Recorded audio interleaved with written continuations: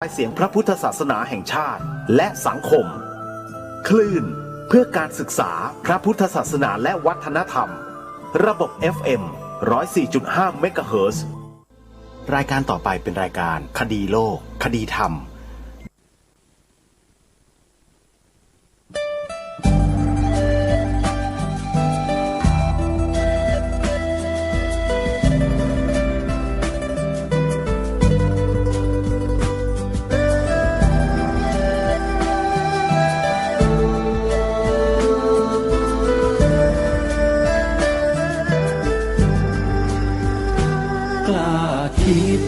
ก็ต้องกล้าทำอย่ากลัวถ้าทำความดีเร่งศึกษาปัญหาให้ทันท่วงที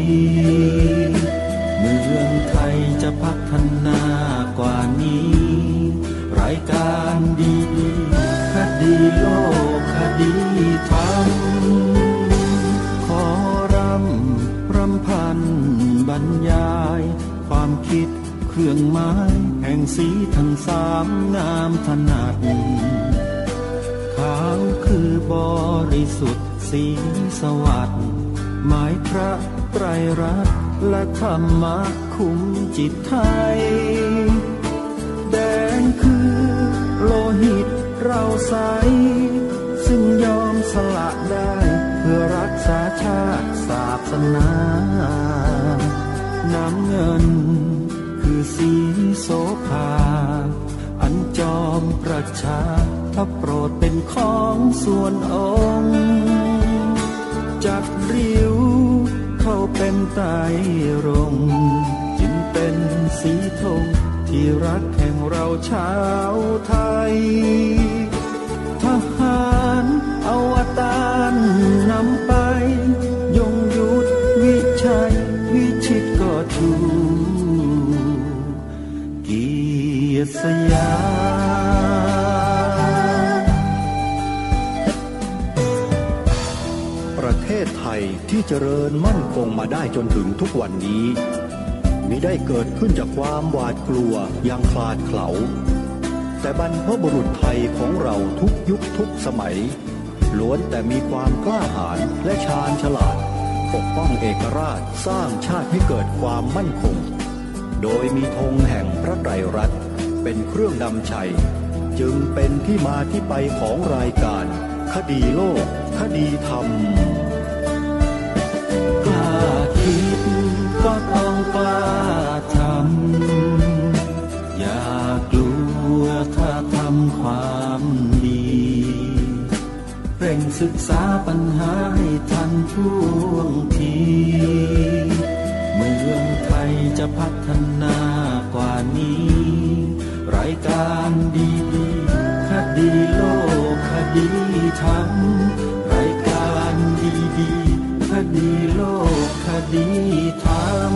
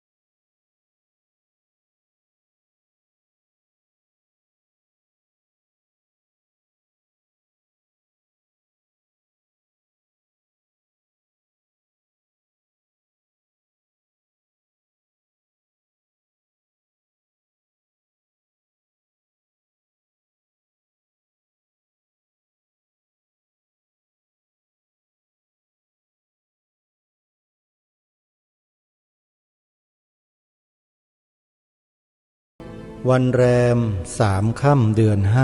5วันนี้ตรงกับวันพุธที่31มีนาคมพระพุทธศักราช2564 รายการคดีโลกคดีธรรมมาพบกับท่านผู้ฟังเป็นปกติทุกวันจันทร์ถึงวันศุกร์และวันเสาร์อาทิตย์ทางสถานีวิทยุแห่งนี้ท่านผู้ฟังสามารถดาวน์โหลดแอปพลิเคชันสมาพันธ์สื่อวิทยุพระพุทธศาสนาอาเซียนไว้ในโทรศัพท์มือถือเพื่อติดตามรับฟังรายการนี้ได้เป็นประจำทุกวันแอปพลิเคชันนี้นอกจากรายการคดีโลกคดีธรรมแล้วยังมีรายการธรรมะสาระดีๆจากครูบาอาจารย์อีกหลายๆรูปที่ท่านดำเนินรายการเป็นปกติทุกวันและท่านยังสามารถติดตามรับฟังได้ตลอด24ชั่วโมงพกพาโทรศัพท์มือถือไปที่ไหนทั่วโลกก็สามารถเปิดรับฟังธรรมะจากเมืองไทยของเราได้ตลอด24ชั่วโมงนี่คือข้อดีของเทคโนโลยีสมัยใหม่ที่เราสามารถนำมาใช้เพื่อรับสิ่งที่ดีให้แก่ชีวิตของเราได้นั่นก็คือเปิดรับฟังธรรมะได้ตลอด24ชั่วโมงจึงขอเรียนเชิญเจริญพรศรัทธาสาธุชนทั้งหลายได้ร่วมกันบอกต่อให้ผู้อื่นได้ดาวน์โหลดแอปพลิเคชันนี้ไว้โดยทั่วถึงกันวันนี้ขอเริ่มต้นด้วยข่าวประชาสัมพันธ์เชิญชวนศรัทธาสาธุชนได้ร่วมกันทำบุญใหญ่บุญใหญ่ในครั้งนี้ก็คือสร้างพุทธมณฑลจังหวัดเลยที่จังหวัดเลยพุทธบริษัทของจังหวัดมีผู้ว่าราชการจังหวัดเป็นต้นได้ร่วมกันจัดสร้างพุทธมณฑลนี้ขึ้นโดยเริ่มต้นจากที่ดินที่ทางการได้จัดซื้อไว้และมีผู้ร่วมบริจาคมีจำนวนหลายร้อยไร่และพุทธบริษัทในจังหวัดเลยก็ร่วมแรงร่วมใจกันบริจาคปัจจัยเพื่อร่วมกันจัดสร้างจัดทำกันมาโดยตลอดในครั้งนี้หลวงพ่อเจ้าคณะจังหวัดพระราชปรีชามุนีเจ้าคณะจังหวัดเลยได้แต่งตั้งคณะกรรมการจัดสร้างพุทธมณฑลจังหวัดเลยขึ้นโดยได้แต่งตั้งให้พระครูดมวรานุวัตรเจ้าคณะตำบลศรีสงครามเจ้าอาวาสวัดศรีอุดมวงศ์ตำบลศรีสงครามอำเภอวังสะพุงจังหวัดเลยเป็นประธานท่านก็ได้รวบรวมญาติธรรมพระสงฆ์ที่อยู่ในจังหวัดเลยนั้นให้ได้ช่วยกันมาโดยลำดับแต่กำลังและความสามารถนั้นยังไม่เพียงพอต่อการจัดทำหรือจัดสร้างเพราะต้องใช้งบประมาณระดับงบประมาณแผ่นดินถึงจะสร้างแล้วเสร็จนี่ถ้าหากว่าทางการมองเห็นคุณค่ามองเห็นประโยชน์ของพระพุทธศาสนาสักนิดหนึ่งพุทธมณฑลในแต่ละจังหวัดในประเทศไทยเนี่ยก็คงไม่ต้องมาลำบากประชาชนให้เที่ยวมาหาเงินกันแบบนี้หรอกแต่เนื่องจากว่าทางการไม่ค่อยได้ให้ความสำคัญและไม่เห็นความสำคัญสักเท่าไหร่งบประมาณแผ่นดินที่ควรจะได้มาเต็มเม็ดเต็มหน่วยให้เหมาะสมกับฐานะของประเทศพุทธศาสนาเนี่ยก็คงจะไม่ได้เป็นอยู่อย่างนี้แน่นอนและส่วนหนึ่งที่มักจะอ้างกันมาโดยตลอดว่าจะสนับสนุนชาวพุทธเพียงศาสนาเดียวไม่ได้เพราะเนื่องจากว่าประเทศไทยไม่ได้มีศาสนาพุทธเป็นศาสนาประจำชาติถ้าต้องการงบประมาณแบบเต็มๆเนื้อให้สมน้ำสมเนื้อก็บัญญัติไว้ในรัฐธรรมนูญให้ได้ก่อนสิว่าศาสนาพุทธเป็นศาสนาประจำชาติมีคนเคยพูดท้าทายชาวพุทธแบบนี้นะโยมนี่คือเรื่องจริงนะฮะแต่มันไม่ได้ถูกบันทึกไว้เป็นหลักฐานหรอกมีคนที่เขามีอำนาจมีตำแหน่งอยู่ในบ้านเมืองเขาพูดถ้าแน่จริงก็บัญญัติไว้ในรัฐธรรมนูญก่อนสิจึงจะมาของงบประมาณไม่รู้เหมือนกันใครพูดแต่จำไม่ได้โยมเพราะไม่มีหลักฐานอะไรที่ไม่มีหลักฐานไม่มีใครเขาเชื่อกันหรอกโยมแต่เหล่าชาวพุทธ ที่อยู่ในส่วนกลางกรุงเทพมหานครท่านทราบท่านรู้กันดีว่าใคร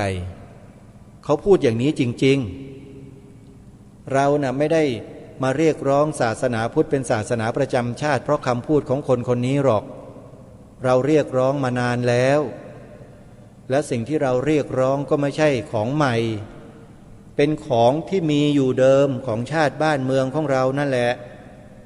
แต่เนื่องจากว่าพวกเรานึกกันแต่ในใจอย่างเดียวมันไม่มีลายลักษณ์อักษรไม่มีหลักฐานปรากฏคนทุกวันนี้หัวเสเขาก็เลยไม่เชื่อเขาก็เลยไม่นับถือเขาก็เลยไม่สามารถที่จะทำอะไรต่อไม่อะไรที่เป็นไปในลักษณะสนับสนุนส่งเสริมได้อย่างเต็มที่ได้เพราะเพียงคำกล่าวอ้างว่าไม่ได้บัญญัติไว้เป็นกฎหมายแล้วอย่างนี้คนที่คัดค้านไม่ให้บัญญัติไว้ในกฎหมายว่าพระพุทธศาสนาเป็นศาสนาประจำชาติไทยเนี่ยหมายความว่าอย่างไรจะมองว่าเป็นพวกเดียวกันกับคนพวกนั้นได้หรือเปล่าท่านผู้ฟังลองพิจารณาดูทีจะได้หรือไม่หรืออย่างไรแต่ถึงอย่างไรก็ตามท่านสาธุชนทั้งหลายสิ่งที่เป็นไปเพื่อประโยชน์ส่วนรวมสิ่งที่เป็นไปเพื่อความดีงามของชาติบ้านเมืองเราต้องร่วมด้วยและช่วยกันส่งเสริมสนับสนุนโดยส่วนเดียวพระพุทธศาสนาเนี่ยคือประโยชน์ส่วนรวมและเป็นสิ่งที่ดีเลิศประเสริฐสุดในโลกและโดยเฉพาะในสังคมไทยของเราที่ต่างว่าถ้าจะให้ท่านผู้ฟังที่กำลังรับฟังรายการอยู่นี้และพี่น้องประชาชนในประเทศไทยทั้งหมดเลือกให้ยอยกศาสนาใดศาสนาหนึ่งเป็นศาสนาประจำชาติไทยท่านผู้ฟังทุกท่านและคนไทยทั้งหลายทั้งปวงจะเลือกศาสนาไหนอาตมาภาพลองถามดูแล้วท่านก็ลองตอบในใจดูสิว่าท่านจะเลือกศาสนาใดกันแน่ให้ขึ้นมาเป็นศาสนาประจำชาติไทยของเราแล้วก็มีการนำเอาหลักคำสอนของศาสนานั้นน่ะมาบูรณาการมาอบรมพร่ำสอนลูกหลานเยาวชนคนไทยของเราให้เป็นคนดีมีศีลธรรมเป็นคนดีมีคุณธรรมในสังคมท่านจะเลือกศาสนาใดอาตมาภาพเชื่อมั่นว่าทุกคนเนี่ยคงไม่เลือกศาสนาแห่งการฆ่าศาสนาแห่งการทำลายล้างหรอกคงเลือกศาสนาแห่งความเมตตากรุณาแน่นอนหรือว่ามีคนบางคนเลือกศาสนาแห่งการฆ่าการทำลายล้างมีไหมถ้ามีนั่นก็หมายความว่าคนนั้นเป็นอย่างไรท่านสาธุชนท่านผู้ฟังลองพิจารณาดูก็แล้วกันแต่สำหรับพวกเราท่านทั้งหลายนี่คงไม่เลือกคงไม่ยอยกศาสนานั้นแน่เราคงยอยกศาสนาตามที่บรรพบุรุษของเรายอยกเสมอมาขึ้นมาเป็นศาสนาประจำชาติไทยของเราอย่างแน่นอนใช่หรือไม่อาตมาภาพมั่นใจว่าทุกคนตอบว่าใช่แล้วถ้าใครฟังรายการเมื่อวานนี้ที่ทางรายการได้หยิบยกคำพูดของท่านเจ้าคุณพระเมธีวชิโรดมหรือว่าท่านววชิระเมธีที่ท่านพูดไว้บนเวทีเสวนาที่จังหวัดเชียงรายที่พุทธมณฑลสมโภช750 ปีเชียงรายเนี่ยท่านฟังแล้วท่านจะเข้าใจทันทีเพราะสิ่งที่เราพากันทำอยู่นี้พูดอยู่นี้เนี่ยเราทำในสิ่งที่เป็นของเราของบ้านเมืองเราพูดถึงความจริงของชาติบ้านเมืองของเราไม่ใช่โกหกหลอกลวงชาวโลกเหมือนคนบางกลุ่มบางพวกที่ตลบตะแลงหลอกลวงชาวโลกอยู่ทุกวันไปบิดเบือนประวัติศาสตร์ไปเปลี่ยนแปลงประวัติศาสตร์ของชาติบ้านเมืองของเราไม่ใช่คนพวกนั้นเรายังคงดำเนินรอยตามเบื้องพระยุคลบาทขององค์บูรพมหากษัตริย์ของเราทุกๆพระองค์มาโดยตลอดทรงสร้างวังแล้วก็ทรงสร้างวัด ทรงสร้างบ้านแปลงเมืองแล้วพระองค์ก็ทรงทำนุบำรุงส่งเสริมพระบวรพุทธศาสนาให้เป็นศาสนาประจำชาติมาโดยตลอดทุกพระองค์เราไม่ได้ทำสิ่งอื่นเราไม่ได้ทำสิ่งใหม่เราทำในสิ่งที่เราทำกันมาแล้วเราก็จะทำของเรากันต่อใครมีปัญหาล่ะที่ไม่เห็นด้วยที่ไม่ทำนั่นแหละเขาเรียกว่าคนมีปัญหาท่านผู้ฟังคนเหล่านั้นเป็นคนมีปัญหากับพวกเราแล้วคนที่มีปัญหากับพวกเราเนี่ยเราจะทำกันยังไงล่ะจะไปสู้รบปรบมือจะไปเข็นฆ่าเขามันถูกต้องไหมล่ะเราไม่ใช่คนนับถือลัทธิอย่างเขานี่ที่จะต้องเข็นฆ่าคนที่ไม่เห็นด้วยหรือเห็นต่างเราไม่ใช่แบบนั้นนะทีนี้วิธีการที่เราจะแก้ไขปัญหาตรงนี้ทำยังไงล่ะทำอย่างที่รายการคดีโลกคดีธรรมแนะนำนี่ไงเล่าก็เราทำได้แค่นี้เราทำมากกว่านี้ได้ยังไงไปทำเกินขอบเขตไม่ได้ไปเบียดเบียนชีวิตเขาไปด่าทอเขาไปทำลายเขาไม่ได้ไปขับไล่เขาก็ไม่ได้ก็ให้เขาอยู่อย่างนี้แหละแต่ให้อยู่ให้เหมาะสมกับฐานะที่ตัวเองเป็นเมื่อตัวเองนับถืออะไรก็นับถืออย่างนั้นไปแล้วก็ปฏิบัติตามศาสนบัญญัติของตนเองไปไม่ใช่มาก้าวก่ายอิรุงตุงนางกับเรื่องของเราของบ้านของเมืองของเราที่เรากำลังทำกันอยู่พวกเราเนี่ยกำลังสร้างบ้านแปลงเมืองของเรากันอยู่นะโยมเหมือนกับบรรพบุรุษของเราที่ทรงสร้างบ้านแปลงเมืองกันมาแล้วนั่นแหละบ้านสร้างบ้านแปลงเมืองในที่นี้ไม่ใช่หมายถึงแปลงกายประเทศไทยนะไม่ใช่นั่นก็คือรักษาความเป็นชาติไทยของเราเอาไว้ดังเดิมรู้จักไหมว่าความเป็นไทยของเราดังเดิมคืออะไรเราต้องรู้นะถ้าเราไม่รู้เราจะบอกว่าตัวเราเป็นคนไทยไม่ได้เป็นคนที่มีศักดิ์ศรีและเกียรติยศที่ชาวโลกเขายกย่องไม่ได้พวกเรา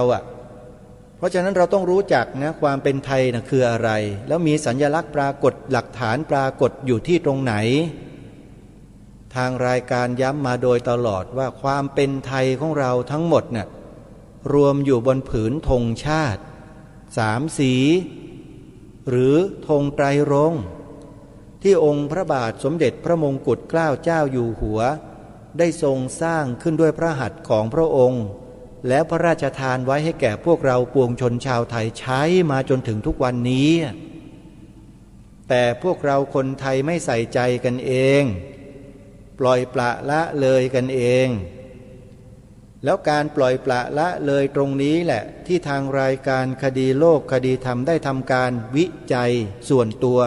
มาตลอดเกือบ20 ปีแล้วก็เห็นข้อบกพร่องตรงนี้มาโดยตลอดจึงมาดำเนินรายการคดีโลกคดีธรรมเพื่อที่จะนำสิ่งเหล่านี้กลับคืนมาไว้ในหัวใจของพวกเราทุกคนด้วยการรณรงค์ให้พวกเราทำกัน3 ข้อหลักๆที่ทำกันได้แล้ว3 ข้อนี้แหละคือการสร้างบ้านแปลงเมืองปัจจุบันนี้บ้านเมืองเราเนี่ยถูกคนบางกลุ่มบางพวกแปลงไปเป็นอย่างอื่นเสียมากแปลงไปเป็นอย่างนู้นอย่างนี้จนกระทั่งคนไทยเราหาความเป็นไทยแทบไม่เจอแล้วถูกไหมเขาเปลี่ยนแปลงของเราทำด้วยวิธีการต่างๆนานามากมายหลายประการตามที่เรารู้เราทราบหนึ่งในนั้นก็คือถอดวิชาศิลธรรมวิชาหน้าที่พลเมืองและวิชาประวัติศาสตร์ชาติไทยออกไปจากหลักสูตรภาคบังคับของชาตินั่นคือวิธีหนึ่งนะหนึ่งในอีกหลายๆวิธีนะที่เขาทำนั่นแหละคือการกระทำเขาเรียกว่าเปลี่ยนแปลงบ้านเมืองเราอยู่กันมาดีแล้วเหมาะสมแล้วถูกต้องแล้วแต่มีคนกลุ่มหนึ่งบางพวกบางกลุ่มไม่ต้องการ อยากจะเปลี่ยนแปลงบ้านเมืองนี้ก็ถอดหลักสูตร3 วิชานี้ออกไปจากหลักสูตรภาคบังคับไม่ให้คนไทยลูกหลานไทยทุกโรงเรียนทุกชั้นเรียนรู้ศึกษาทำความเข้าใจให้ถูกต้องตรงกันเขาไม่ต้องการให้เป็นอย่างนั้นเขาจึงเปลี่ยนเมื่อเขาเปลี่ยนคนในประเทศไทยประชาชนคนไทยลูกหลานเยาวชนไทยมันก็เปลี่ยนไปตามหลักสูตรใหม่ที่เขาใส่เข้ามาจริงหรือไม่เดี๋ยวนี้ลูกหลานเรามีความเป็นไทยเหลืออยู่ไหมโยมเหลืออยู่เท่าไหร่ลูกหลานไทยทุกวันรู้จักไหว้รู้จักเคารพผู้หลักผู้ใหญ่ไหมเชื่อฟังพี่ป้าน้าอาเหมือนดังแต่ก่อนรุ่นเราไหมไปมาลาไหว้มีไหมหลักขั้นพื้นฐานของความเป็นไทยขั้นพื้นฐานแค่เนี้ยโยมดูไม่ออกหรือว่ามันเปลี่ยนไหมโยมเปลี่ยนไหมลูกหลานเราเนี่ยไปเจอพี่ป้าน้าอามันยกมือไหว้กันเหมือนก่อนไหมให้ความเคารพเชื่อฟังเชื่อถือไหมมันมีแต่อ้างอะไรสิทธิเสรีภาพอ้างสิทธิมนุษยชนกันทั้งนั้นเลยใช่ไหมเห็นหรือยังว่าบ้านเมืองของเราถูกเปลี่ยนยอมรับกันแล้วใช่ไหมว่าถูกเปลี่ยนใช่ไหมเมื่อเรารู้อย่างนี้แล้วว่าบ้านเมืองเราถูกพวกนั้นมันเปลี่ยนวิธีการที่เราจะนำกลับมาทำยังไงล่ะหนามยอกก็เอาหนามบ่งดิเมื่อคุณยกเลิกหลักสูตรของชาติบ้านเมืองนี้คุณก็นำเอาหลักสูตรของชาติบ้านเมืองกลับมาเหมือนเดิมแค่นั้นเองจบทำได้ไหมเมื่อเปลี่ยนของบ้านเมืองนี้ไปเป็นอย่างอื่นได้เราก็กลับอย่างอื่นมาเป็นของเดิมของบ้านเมืองได้เหมือนกันทั้งนี้ทั้งนั้นใครล่ะจะเป็นคนผู้กระทำเช่นนั้นทำได้คือใครก็ใครล่ะที่มันเปลี่ยนน่ะก็ให้ไอ้คนนั้นแหละมันทำคนนั้นสมัยก่อนมันอยู่ตำแหน่งอะไรล่ะที่มันทำได้ก็เอาไอ้คนที่มันอยู่ในตำแหน่งนั้นแหละมันกลับมาทำแต่มันทำหรือเปล่าล่ะ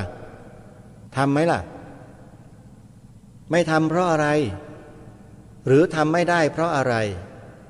ไม่รู้อาตมาภาพไม่ทราบเรื่องนี้ต้องไปถามหม่อมช้างกับอปพสโยมมีเบอร์โทรศัพท์ไหม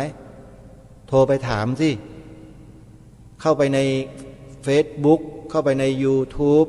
แล้วก็จะมีเบอร์โทรศัพท์ติดต่ออยู่โยมเข้าไปในเพจอปพสก็ได้หรือจะเข้าไปในคลิปวิดีโอของหม่อมช้างก็ได้แล้วไปฟังดูรายการนี้ย้ำมาโดยตลอดบอกมาโดยตลอดว่าให้ไปฟังให้ไปดูกันบ้างจะได้รู้อะไรมากกว่านี้เพราะบางสิ่งบางอย่างหลายสิ่งหลายอย่าง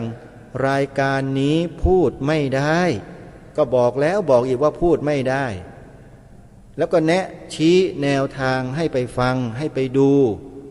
พวกเราไม่ดูไม่ฟังกันเองแล้วจะมาว่ารายการคดีโลกคดีธรรมไม่บอกไม่ได้นะโยมพูดอย่างนั้นไม่ได้บอกแล้วจะให้อาตมาภาพพูดทุกสิ่งทุกอย่าง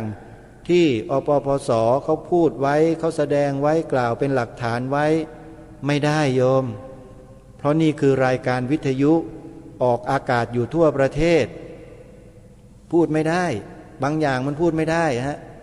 ถึงบอกให้เราถ้าอยากจะรู้ไปฟังอปพสเขาแล้วจะรู้เลยว่า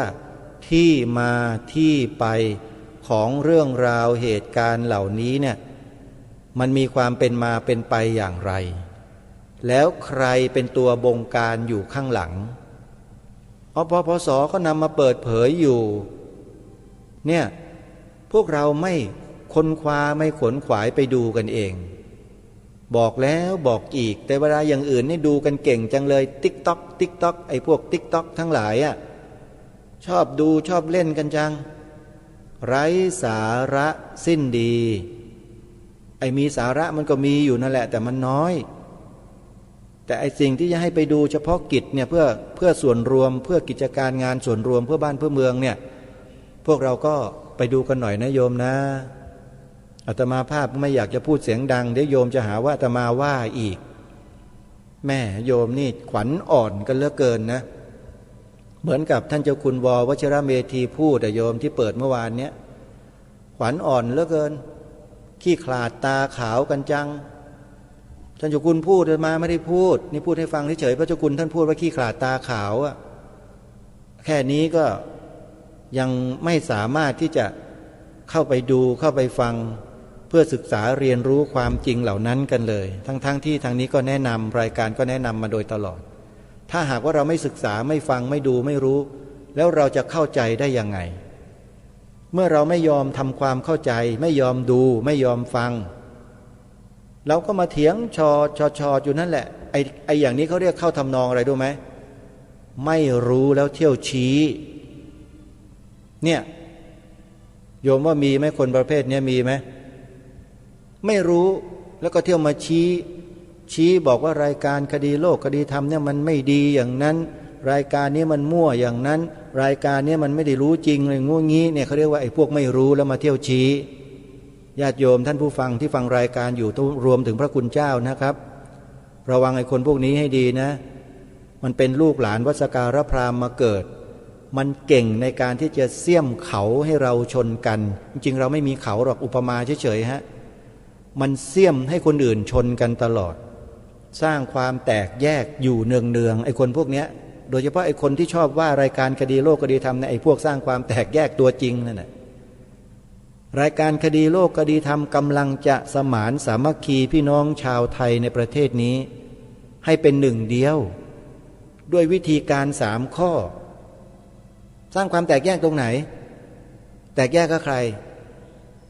ใช่ถ้าแตกแยกกับพวกศัตรูเนี่ยแน่นอนอาตมาเนี่ยต้องการให้แตกแยกกับศัตรูแตกหักกันไปเลยอย่าไปยินญาติดีกับมันในพวกศัตรูของบ้านเมืองเนี่ยอันนั้นจริงอาตมานี่สร้างเลยสร้างเกราะเพื่อไม่ให้คนไทยเราเนี่ยออกนอกเกราะแล้วก็ไปรับไอ้เชื้อจากคนพวกสร้างความแตกแยกพวกศัตรูเหล่านั้นน่ะเอามาใส่ในจิตใจในสมองของเราโดยเฉพาะสื่อของฝ่ายตรงข้ามที่อาตมาภาพให้ฉายาว่าสื่อแมลงวันทั้งหลายเนี่ยอย่าไปสนใจมันมากอย่าไปใส่ใจอย่าไปฟังอย่าไปดูสื่อของพวกเรากันนี่สื่อแมลงผู้สื่อแมลงพึ่งนี่ครูบาอาจารย์พระเจ้าพระสงฆ์ตั้งสถานีวิทยุขึ้นมาดำเนินรายการนำธรรมะมาเปิดสาระที่เป็นประโยชน์มาเปิดให้ฟังดูฟังของท่านนี่แหละเขาเรียกว่าสื่อแมลงผู้สื่อแมลงวันแมลงผู้กับแมลงวันเนี่ยมันตอมอะไรโยมทำหน้าที่อะไรดูดน้ำหวานผสมเกสรดอกไม้ช่วยต้นไม้ขยายพันธุ์โยมแมลงผู้แมลงพึ่งไม่เคยไปตอมสิ่งที่เป็นโสโครกสกปรกเหมือนกับพวกสื่อแมลงวันหรอกโยมถ้าเราไปดูสื่อแมลงวันทุกวันเดี๋ยวเราก็กลายเป็นแมลงวันไปในที่สุดกลายพันธุ์ไปเลยสังเกตยังไงว่าเป็นแมลงวันก็คอยมาว่ามาด่ารายการคดีโลกคดีธรรมอยู่นี่ไงเล่าติดเชื้อในกระแสจิตนั่นน่ะเขาเรียกว่าติดเชื้อในกระแสจิตเชื้อแมลงวันมันเข้าหูเบาใจเบาไม่มีความหนักแน่นขี้ขลาดตาขาวไม่กล้าที่จะสู้ความจริงประเทศนี้มีพระพุทธศาสนาเป็นศาสนาประจำชาติไทยของเราองค์พระมหากษัตริย์ตรัสไว้คุณก็บอกว่าไม่ใช่คุณก็ปฏิเสธไอ้อย่างนี้เขาเรียกว่าไปรับพวกสื่อแมลงวันมาเยอะแล้วก็มาต่อต้านกันเองผู้ที่คนอื่นเขาส่งเข้ามาปลอมแปลงเพื่อทำลายพระพุทธศาสนาเราทั้งหลายต้องคอยระวัง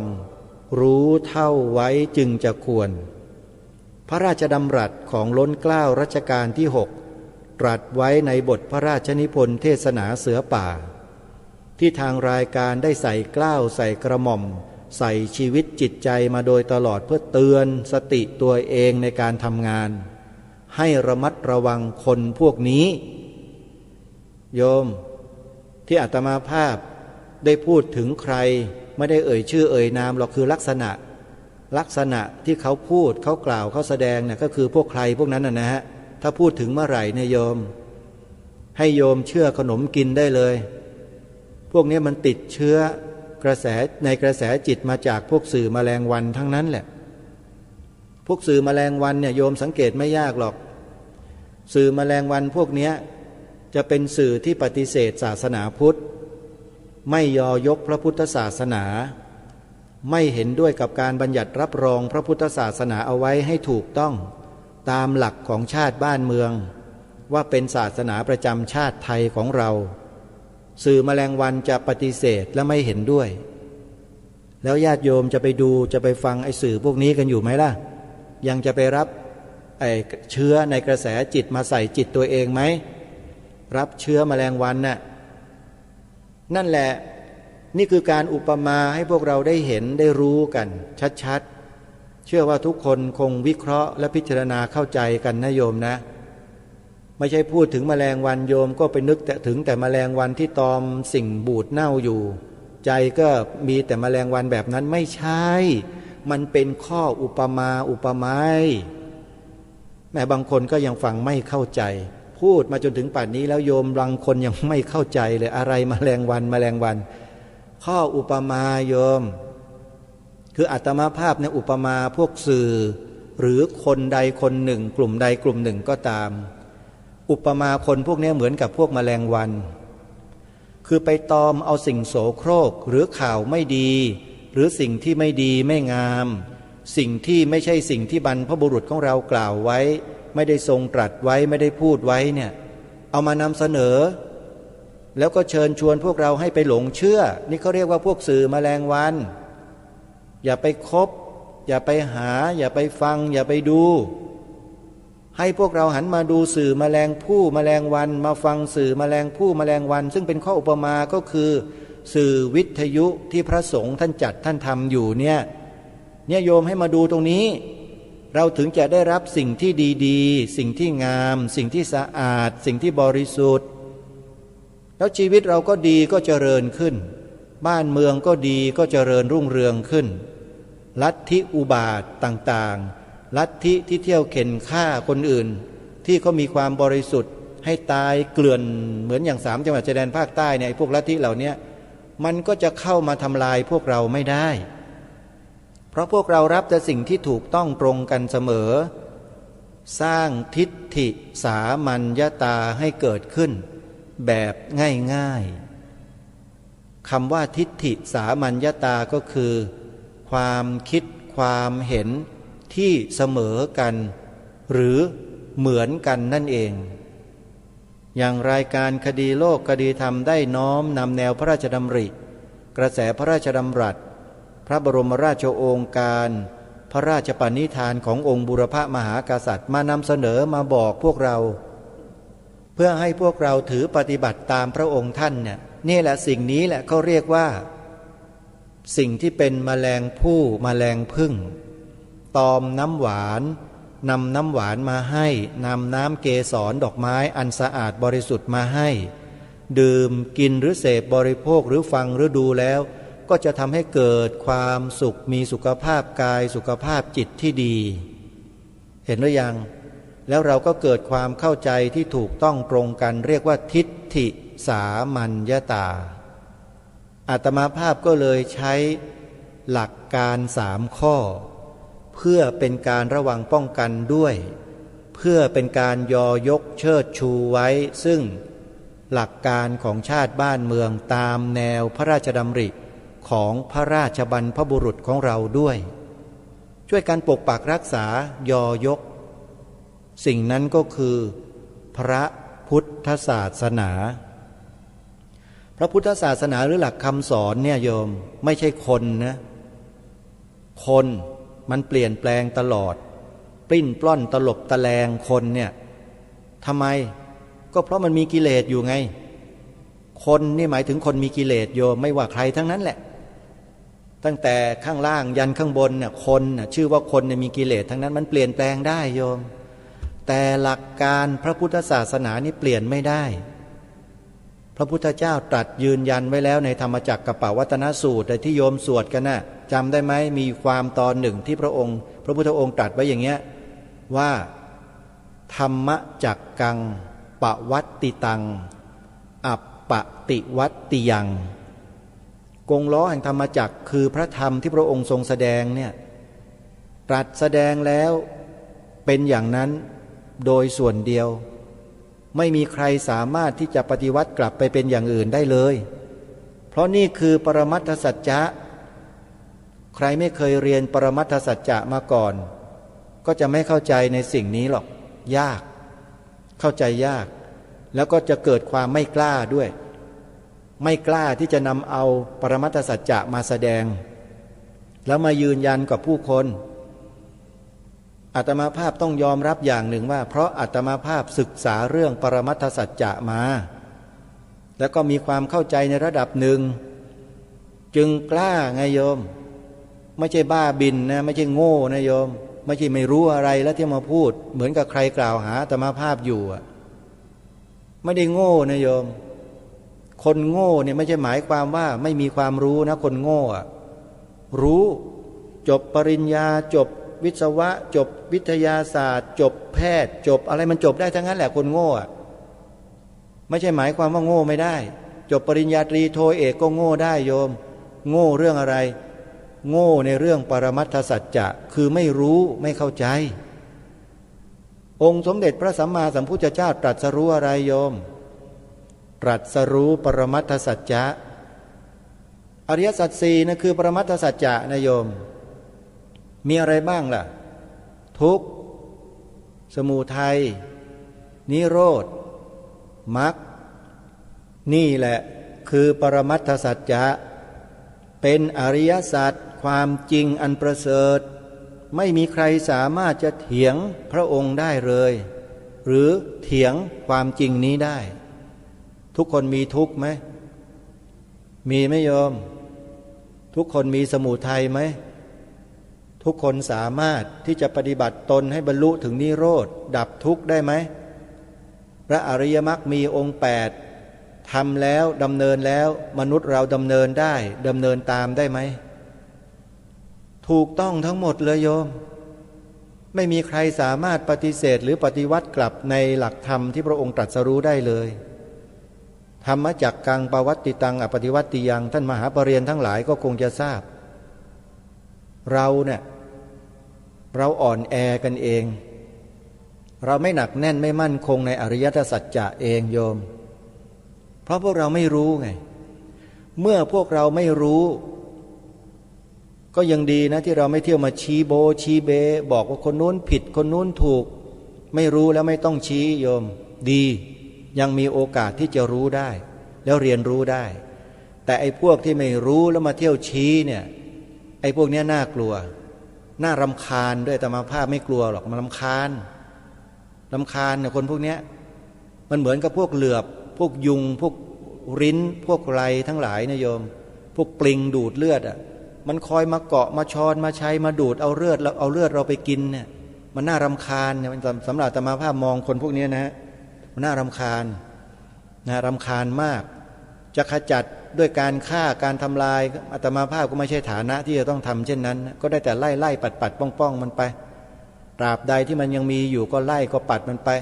เดี๋ยวสักวันหนึ่งก็คิดว่าคงจะมีชาวไร่ชาวนาชาวสวนผู้ใจดี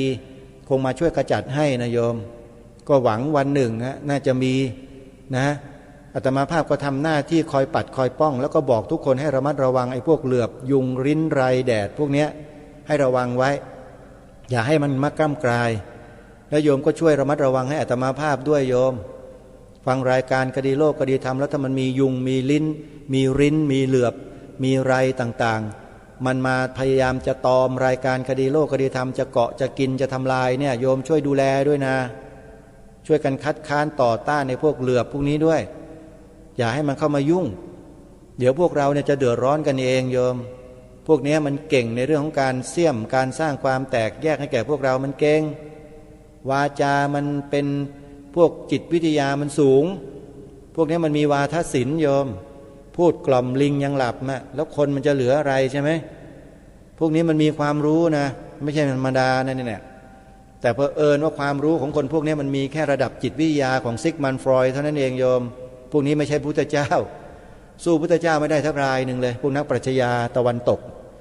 นะหรือมาที่ไหนก็แล้วแต่แม้แต่ปรัชญาของตะวันออกก็เถอะพวกเมธีทั้งหลายก็สู้พุทธเจ้าไม่ได้เอายอมรับความจริงข้อนี้กันไหมล่ะสู้ไม่ได้หรอกเพราะคนเหล่านี้หรือเมธีเหล่านี้หรือว่าพวก นักปรัชญาเหล่านี้เขาไม่ได้ตรัสรู้อย่างที่พระเจ้าตรัสรู้เนี่ยพวกนี้ไม่ได้ตรัสรู้อริยสัจไม่ได้ตรัสรู้ปรมัตถสัจจะโยมพวกนี้รู้แค่ดินน้ำไฟลมอากาศเท่านั้นเองโยมหรือพวกวิญญาณบางชนิดพวกเนี้ยเขาศึกษาเขาเรียนรู้แล้วอยู่กันแค่นี้มันก็ยังต้องเวียนว่ายตายเกิดกันอยู่ยังไม่พ้นจากห่วงโซ่แห่งวัฏฏะสงสารหลุดพ้นไม่ได้นาชาตินี้เกิดมาเป็นเจ้าลัทธินี้ชาติต่อไปอาจจะเกิดเป็นแมวก็ได้เกิดเป็นเปรตก็ได้เกิดเป็นอสุรกายหรือสัตว์นรกหรือเป็นมนุษย์บ้าใบ้บอดหนวกหรืออะไรก็แล้วแต่หรือจะเป็นเศรษฐีมหาเศรษฐีมันก็เป็นได้ทั้งนั้นแหละเป็นพรหมเป็นเทวดาเป็นอะไรได้หมดมันอยู่ที่การบำเพ็ญตนของแต่ละคนแต่ละชีวิตนั้นว่าเมื่ออุบัติขึ้นมาในภพภูมิหนึ่งแล้วทำอะไรปฏิบัติอะไรฝึกฝนอะไรมันสร้างได้ในภพภูมิของความเป็นมนุษย์นี่แหละโยมนะสร้างได้หมดแล้วก็ไม่มีข้อจำกัดด้วยสร้างไปถึงสูงสุดเป็นพระพุทธเจ้าก็สามารถสร้างได้ทำตนเองเนี่ยให้เป็นพุทธเจ้าก็เป็นได้เป็นพระปัจเจกพุทธเจ้าก็ได้เป็นพระอรหันตสาวกก็ได้เป็นพระอริยบุคคลขั้นต่างๆก็ได้เป็นสมมุติสงฆ์ก็ได้เป็นสัมมาเนรเป็นแม่ชีบาศกปาสิกาเป็นประชาชนคฤหัสถ์ญาติโยมเป็นผู้ครองเรือนเป็นอะไรได้หมดนะโยมสามารถสร้างได้ในชีวิตของความเป็นมนุษย์เราที่มีชีวิตลมหายใจอยู่ในปัจจุบันเนี่ยมันเลือกทำได้แต่เลือกเกิดนะมันเลือกไม่ได้มันแล้วแต่ชนกกรรมมันแล้วแต่กรรมนิมิตคตินิมิตที่มันมาปรากฏในมรณาสันวิถีขณะที่จิตใกล้จะดับนั่นแหละตรงนั้นถามว่าเรากำลังพะงาบอยู่เลือกได้ไหมโยมพอเห็นกรรมนิมิตไอ้นี่มาโอ้ยไม่ดีเลยฉันไม่เอาหรอกเลือกโยนทิ้งมันทำได้ไหมตอนนั้นน่ะหมดสภาพแล้วมันไปหมดแล้วนั่นน่ะสังขารร่างกายมันทำอะไรไม่ได้แล้วแต่มันสามารถสร้างได้ตอนที่มีชีวิตมีกำลังวังชาสติปัญญายังดีอยู่เนี่ยอย่างที่กำลังพูดอยู่เนี่ยยังดีอยู่เนี่ยทำพูดคิดเรียกว่าอะไรสร้างกายกรรมสร้างวจีกรรมมโนกรรมในฝ่ายสุจริตให้เกิดมีขึ้นมากๆเยอะๆให้ต่อเนื่องอย่างรายการคดีโลกคดีธรรมที่พูดอยู่ทุกวันเนี่ยเขาเรียกว่าสร้างวจีกรรมในส่วนไหนโยมในส่วนสุจริตธรรมไม่ได้ไปเบียดเบียนใครทำลายใครให้เสียหายเลยแม้แต่นิดเดียวพูดในสิ่งที่มีอยู่เป็นอยู่ของบ้านของเมืองมีอยู่แล้วศาสนาพุทธเนี่ยเป็นของบ้านเมืองเราหรือเปล่าโยมมีคนอุตริพูดบอกว่าไม่ใช่เป็นของอินเดียเดี๋ยวเหอะระวังให้ดีเหอะ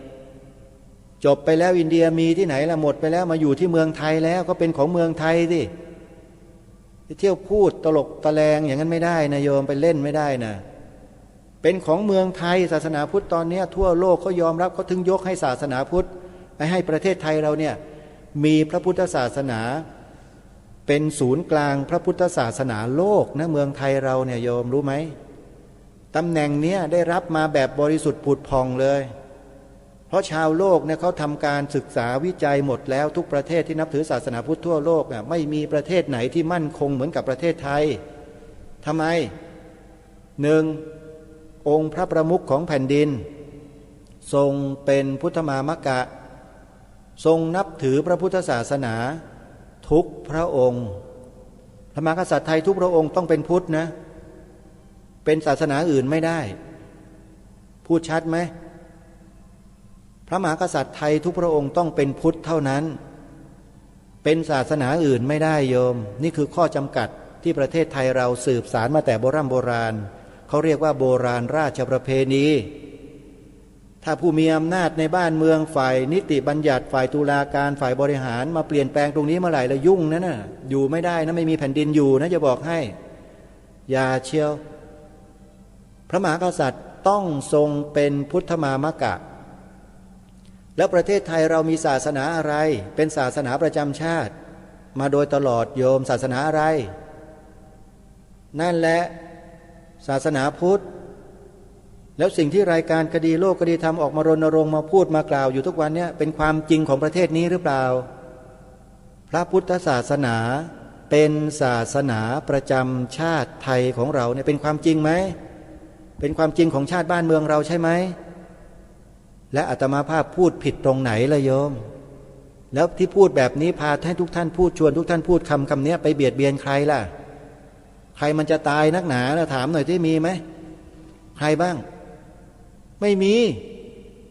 ก็มีแต่พวกแมลงวันนะโยมอย่างที่อาตมาภาพกล่าวไปเมื่อสักครู่นี่แหละมันอยู่ไม่ได้เพราะมันไม่ชอบแมลงวันมันไม่ชอบของดีโยมแล้วมันชอบของประเภทไหนอ่ะพอเรามารณรงค์ให้นำเอาของดีมาใช้มาดื่มมากินมาถ่ายทอดมาเผยแพร่ให้กับคนในบ้านในเมืองแมลงวันมันไม่ชอบช่วยไม่ได้นี่อยากเกิดเป็นแมลงวันเองนี่ถ้าจะให้ดีก็ตายถ้าไปเกิดใหม่แล้วก็มาเกิดเป็นแมลงผู้แมลงพึ่งเหมือนกับคนอื่นเขาดิแค่นั้นเองไม่ยากนี่เพราะว่ายังไงแมลงวันมันก็เป็นชาติแมลงวันอยู่นั่นแหละโยมมันเปลี่ยนไม่ได้หรอกชาตินี้เพราะฉะนั้นไม่ต้องไปแคร์โยมไปกลับมันให้มาเป็นแมลงผู้แมลงพึ่งไม่ได้หรอกแมลงวันก็เป็นแมลงวันแต่ทีนี้วิธีการของเราก็คือป้องกันอย่าให้แมลงวันมันเข้ามาอย่าให้เข้ามาทำลายความเป็นประเทศชาติบ้านเมืองของเราป้องกันดอกไม้ป้องกันน้ำหวานป้องกันสิ่งบริสุทธิ์ของชาติบ้านเมืองก็คือหลักธรรมคำสอนในทางพระพุทธศาสนาป้องกันสถาบันพระมหากษัตริย์ที่ทรงเป็นพุทธมามกะเอาไว้ด้วยชีวิตด้วยกันนี่ไงคือรายการคดีโลกคดีธรรมที่พาให้ทุกท่านทำมาโดยตลอดแบบนี้ไม่ได้พาไปทำอย่างอื่นไม่ได้ไปพาไปตีหัวหมาด่าแม่เจ๊กขอโทษนะภาษาโบราณมาแต่ไหนไม่รู้เขาพูดอย่างนั้นไม่ได้ไปรังแกระรานชาวบ้านก็ไม่มีพามาให้ทุกคนรักษาความเป็นชาติบ้านเมืองของเราไว้แล้วให้ทุกคนทำด้วยอะไรด้วยจิตสำนึกมีความรับผิดชอบต่อชาติบ้านเมืองต่อพระบวรพุทธศาสนาต่อสถาบันพระมหากษัตริย์ย้ำนะให้ครบทั้ง3สถาบันอย่าละทิ้งสถาบันอื่นๆใดทั้งสิ้นต้องรักษาทั้งครบทั้ง3สถาบันส่วนใครมันจะไปปฏิรูปรณรงค์ไปปฏิรูปอะไรยังไงสถาบันยังไงเดี๋ยวทางการเขาจัดการเองเราไม่ได้มีอำนาจไม่ใช่ไฟไหม้บ้านเหมือนอย่างท่านว.วชิรเมธีพูดนะนี่เขาเรียกว่าไฟไหม้ประเทศวิธีการดับไฟของประเทศไม่ใช่เอาน้ำไปสาดไปตักน้ำคนละถังเหมือนอย่างท่านว.พูดไม่ใช่แต่วิธีการดับก็คือเราต้องมาสร้างความถูกต้องให้เกิดขึ้นในชีวิตและจิตใจของเราเหมือนอย่างที่รายการคดีโลกที่ทำพาให้ทำเนี่ยเขาเรียกว่าสร้างน้ำดับเพลิงในใจให้เกิดขึ้นด้วยวิธีการกล่าวพูดท่องจำและขึ้นทะเบียนให้ถูกต้องในความเป็นพุทธบริษัทและความเป็นลูกหลานไทยของเราฝากไว้ช่วงท้ายรายการวันนี้ท่านสาธุชนทั้งหลายช่วงนี้อาตมาภาพมาปฏิบัติภารกิจอยู่ที่สวนป่าสามัคคีธรรมยาวหลายวันโยมรายการที่โยมฟังอยู่เนี่ยอาตมาภาพนั่งจัดอยู่ที่สวนป่าสามัคคีธรรมบางโอกาสบางวันโยมอาจจะได้ยินเสียงนกได้ยินเสียงกาได้ยินเสียงกาเหว่าได้ยินเสียงอะไรต่อมีอะไรที่เป็นสัตว์ธรรมชาติอยู่ในป่าเนี่ยโยมจะได้ยินบรรยากาศนั้นนะฮะเดี๋ยวโยมจะได้ติดตามรับฟังบรรยากาศนั้นบางโอกาสถ้ามีนะถ้าอาตมาภาพจัดในโอกาสนั้นโยมก็จะได้ฟังเสียงธรรมชาติตรงนั้นกันวันนี้เวลาของรายการหมดท่านสาธุชนคอยติดตามรับฟังรายการนะโยมนะจะมีเนื้อหาสาระจะมีข่าวสารข้อมูลอะไรมาบอกพวกเราอย่างเนืองๆคอยติดตามรับฟังกันช่วงท้ายทิ้งท้ายนะคำพูดคำบรรยายของท่านเจ้าคุณพระพรหมบัณฑิตเมื่อครั้งสมัยท่านเป็นอธิการบดีของมหาวิทยาลัยมหาจุฬาลงกรณราชวิทยาลัยเนี่ยท่านได้บรรยายไว้ที่โรงแรมปรินพาเลสที่โบเบโยมปี 2553 อาตมาภาพในนามของดีดีทีวีไปถ่ายทอดสดไปทั่วโลกคลิปนี้ยังมีอยู่ใน YouTube นะฮะใครจะไปติดตามรับฟังก็ได้ท่านพูดเอาไว้ ซึ่งสอดคล้องกับคำพูดของท่านว.วชิรเมธีที่เปิดให้ฟังเมื่อวานนี้คือเรื่องรัฐคารวาสนิยมเซ็กเคลาริซึมท่านพูดไว้นี่แหละคือความอันตรายเป็นภัยใหญ่ภัยคุกคามประเทศชาติบ้านเมืองของเราที่เราต้องช่วยกันระวังติดตามรับฟังและต้องขอสมมุติยุติรายการไว้แต่เพียงเท่านี้ขอความสุขสวัสดีจงมีแด่ท่านผู้ฟังทุกท่านทุกคนเทินขอเจริญพรปัจจัยภายนอกที่คุกคามพระพุทธศาสนาเนี่ยดูในประวัติศาสตร์ 2,500 ปีเนี่ยต้องพูดกันตรงๆว่ามันมาจากที่ทำให้พุทธศาสนาของเราเนี่ยนะเรียวลงเรื่อยๆเนี่ยมันมาจากเรื่องการเมืองทำไมจึงพูดอย่างนั้นการเมืองในประเทศที่มันเปลี่ยนแปลงเนี่ยในยุคของเราเนี่ยลดจำนวนพุทธศาสนิกชนลงไปจากที่เราเคยเป็นศาสนาใหญ่เป็นอันดับหนึ่งของโลกเมื่อ100 ปีที่แล้วเนี่ยอันดับ1อันดับ2เดี๋ยวนี้ตกไปอยู่อันดับ4โดยที่เราก็ยัง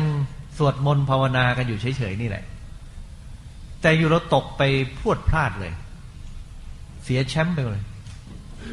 เพราะการเปลี่ยนแปลงทางการเมืองเพราะฉะนั้นต้องถือว่าเรื่องของการเมืองเนี่ยเปลี่ยนสภาวะของพระพุทธศาสนาเร็วมากแต่เราไม่ค่อยพูดกันเท่านั้นเองในปัจจุบันเราไม่เรียกการเปลี่ยนอย่างหักด้ามพระด้วยเข่าอย่างนี้อีกแล้วแต่เป็นการเปลี่ยนแบบเรียกว่า secularism แปลว่าคฤหัสถ์นิยมคฤหัสถ์นิยมเป็นแนวคิดที่แยกศาสนาออกจากรัฐแล้วก็ขยายไอเดียนี้ไปทั่วโลกแม้แต่ในสหรัฐอเมริกาก็ถือนโยบายนี้และเราก็จะมาเจอเรื่องนี้เวลาที่จะเอาพุทธศาสนาไปสอนในโรงเรียนวิชาพระพุทธศาสนาถูกลบไปจากหลักสูตรของเด็กหลายครั้งโดยยึดนโยบายแยกศาสนาออกจากรัฐในปี2533ไม่มีหลักสูตรพุทธศาสนาในโรงเรียนเป็นวิชาเลือกจะเรียนก็ได้ไม่เรียนก็ได้เดือดร้อนทางมหาจุฬาและมหามกุฏหลายฝ่ายต้องประท้วงจนได้หลักสูตรกลับมาโดยนโยบายนี้เช่นเดียวแยกศาสนาออกจากรัฐสอนก็ได้ไม่สอนก็ได้เรียนก็ได้ไม่เรียนก็ได้และตรงนี้แหละเป็นภัยคุกคามถ้าเด็กไม่เรียนพระพุทธศาสนาในโรงเรียนในช่วงใดช่วงหนึ่งของประวัติศาสตร์พุทธศาสนาในประเทศไทยท่านก็จะรู้เองว่าจะเกิดอะไรขึ้นเพราะฉะนั้นนโยบายแยกการศึกษาศาสนาออกจากโรงเรียนเป็นภัยต่อพระพุทธศาสนาในประเทศแน่นอนถ้าท่านไม่ระวังมันจะปรากฏครั้งแล้วครั้งเล่ากลับมาอยู่เรื่อยๆที่จบไปแล้วนั้นเป็นรายการคดีโลกคดีธรรมดำเนินรายการโดยพระครูประหลัดณรงค์ฤทธิ์